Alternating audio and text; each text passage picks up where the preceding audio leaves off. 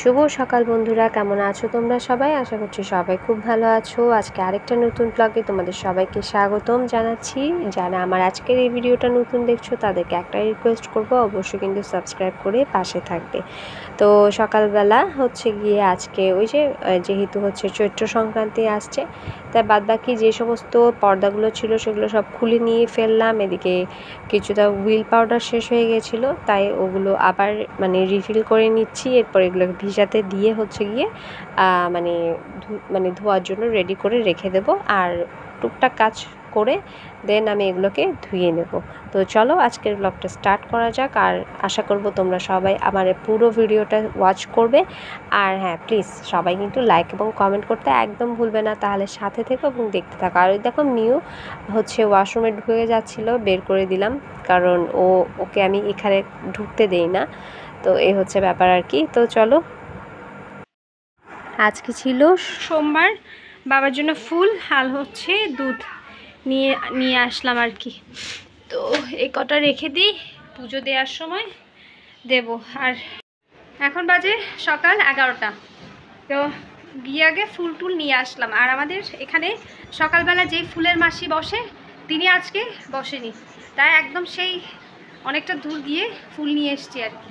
তো যাই হোক, এখন হচ্ছে একটুখানি আগে কাপড় চোপড় ছেড়ে নিয়ে এরপরে দেখি হয় পুজো দিতে যাব, আর না হয় আগে রান্নাটা শেষ করে ফেলবো, যে কোনো একটা করে এরপরে পুজো দিতে গেলে এদিকে কাপড় ধোয়া দেরি হয়ে যাবে। আগে রান্নাটা করে তারপরেই হচ্ছে একেবারে কাপড় ধুয়ে পুজোটা দিয়ে ফেলবো। আজকে একটু দেরি হবে, কারণ আসলে এতগুলো কাজ একসঙ্গে করতে গেলে যেটা হয় আমার এলোমেলো পাকিয়ে যায়। আর রিধানের বাবা একটু নিচে গেছে, যদি একটু রান্না করে দেয় তাহলে তো হয়ে গেল, আর কোনো কথাই নেই। আমি অন্যান্য কাজগুলো করব। আমার রান্নাঘরে এই গরমের দিনে রান্না করতে খুব বেশি প্রচণ্ড পরিমাণ বিরক্ত লাগে, ওই চুলার গরমে প্রচণ্ড পরিমাণ বিরক্ত লাগে, এই হচ্ছে ব্যাপার।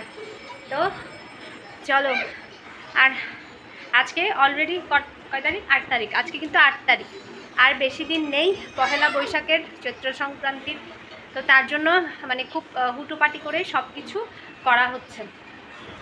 কয়েকদিন যাবত তো বলেছিলাম যে বেশ অসুস্থ ছিলাম, এর জন্য কোনো কিছু করতে পারিনি, তাই আর কি সব কাজ একদম। তো দেখা যাক কতদূর কী করতে পারি, তোমাদেরকে সব কিছু শেয়ার করব, দেখতে থাকো। আর এদিকে আমার 2 ছেলের অবস্থা, এক ছেলে জ্যাম নিয়ে ব্যস্ত, এক ছেলে কার্টুন নিয়ে ব্যস্ত, আর আমি হচ্ছি কাজ নিয়ে ব্যস্ত, এই আর কি।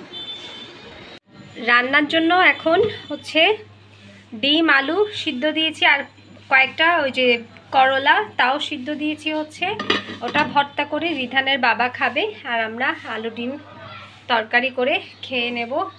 আজকে বেশ রোদ ঝলমলে একটা দিন, খুব ভালো একটা ওয়েদার। আর এই ওয়েদারে যে কোনো কাজ তুমি চটজলদি করে নিতে পারবে। দিনগুলোতে যেটা হয়, মেঘলা দিন নিজেরই হয় মন খারাপ, না হয় শরীর খারাপ, না হয় মাথা ব্যথা, এসব নিয়ে ব্যস্ত থাকতে থাকতে তুমি আর কোনো কাজ এগোতে পারবে না। মেঘলা দিনে আসলে কোনো কাজ কিন্তু করা যায় না। আর এরকম সানি ডে যেদিন হয় সেদিন দেখবে গরমও লাগে, মানুষ কাজও করতে পারে। আমার এটা হয় আর কি। আমি মেঘলার সময় মানুষ বলে ঠান্ডা ঠান্ডায় কাজ করবে, আমি ওই ঠান্ডায় কাজ করতে পারবো।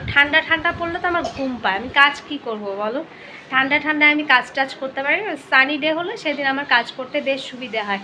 আর এই পাশের এই ঘরের এখনও কিছু গোছাগুছি হয়নি, এগুলো আগে গোছাবো। আর হচ্ছে তোমাদেরকে দেখাই, ও পাশে যেসব কাপড় কালকে কেচেছি সেগুলো এখন সব বারান্দায়, ওগুলো আগে তুলতে হবে, ওগুলো তুলে নেব। এই যে সব হচ্ছে চাদর, তারপর টুকটাক যে সমস্ত কাপড়গুলো আছে সেগুলো তুলতে হবে, এটা গোছাতে হবে। কাজের শেষ নেই। রান্না করতে অপছন্দ করি, তাতে কি হয়েছে, কিন্তু কাজ তো আবার ছাড়ে না, কাজ তো ছাড়বে না আর কি। চলো আস্তে আস্তে গুছিয়ে গেছি সব কিছু করে তারপর তোমাদের সাথে আবার আড্ডা দিতে চলে আসছি। আর হ্যাঁ, কারা যে কাজ অলরেডি শেষ, পহেলা বৈশাখ আসার আগে যে সমস্ত কাজগুলো করতে হয়, ঘরদোর মোছামাছি, ঝাড়াঝুড়ি, সেই সমস্ত কাজ কার শেষ হয়ে গেল সেটা কিন্তু জানাবে, কেমন? আমার তো এখনো শেষ হয়নি, আমি এখনো রান্নাঘর ধরতে পারিনি, জানো তো। ধরছি করতে করতে এখনো ধরা হয়নি, দেখি কখন ধরতে পারি। আজকে অথবা কালকের মধ্যে সব কিছু করে নিতে হবে, না হয় হবে না। এর মধ্যে আবার ঈদ আছে। তো প্রতি বছর এই সময়টা আসলে আমি এত পরিমাণ ব্যস্ত হয়ে যাই যে কি বলবো, সারা বছর আমি এত পরিমাণ ব্যস্ত আর কখনোই হই না। এরকম চৈত্র সংক্রান্তির সময় আমি যেরকমটা হই। তো যাই হোক, প্রতি বছরের ন্যায় আমাকে এবারও সব কিছু করতে হবে একা হাতে, তো তাই করছি। তো ছোটোবেলায় মাকে দেখতাম যে একা হাতে সব কিছু খুব সুন্দরভাবে পরিপাটিভাবে সব কিছু করে ফেলতো, আর এখন আমি সেভাবে করে করার চেষ্টা করি মাত্র।